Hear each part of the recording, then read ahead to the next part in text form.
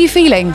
Very excited. Yeah, I'm just excited to see it with a room full of people. Like the only time we've done that is when we did the cast and crew screening like years ago. Well, not years ago, a year ago. So yeah, to actually see it with people who have no connection to the film and seeing if they laugh or enjoy it is exciting. What was it that sort of drew you to work on this project? I mean, I just my mates really. Like I knew Chris and Rupert who produced it, and I didn't know David then, but like that's when we where we made the short film. And yeah, I mean, creatively, just like to do like sort of characters like this that are so silly and kind of like like on paper like quite stupid, to then treat that in a sort of emotional way was like really exciting for me. I think it's a really wonderful way to kind of depict the human experience through comedy, because it can be very, very tough out there. We have just been through a very tough time. Why do you believe that we need comedy more than ever now?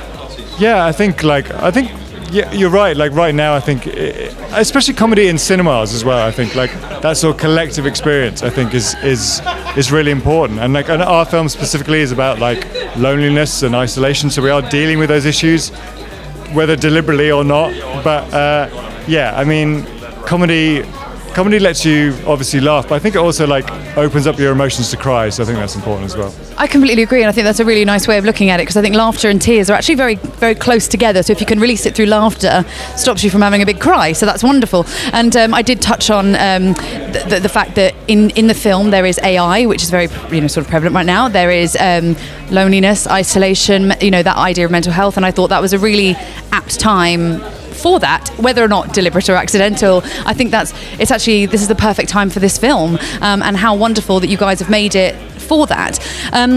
What would your advice be to any up and coming budding directors about where you think maybe they should go if they're on the fence maybe, or whatever? I mean, my advice, I think it's always the same and probably is very similar to others, but it's just like make stuff. Like I think you now are like presented with like technology that we can kind of film and make things for very little. We all have most of us have a camera in our pocket. So I mean, a lot of my shorts were made for very little money. I mean, we made the short for this film for £500, which split between four of us is not very much money. So yeah, like don't be too like beholden to like a budget. Like if you got a big idea, then go for a smaller idea and just keep making stuff. Fantastic, that's brilliant. Thank you so much for stopping to talk to us today. Good luck with everything, and I'm very excited to see how it all unfolds. Well, lovely to meet you. Yeah. Thank you.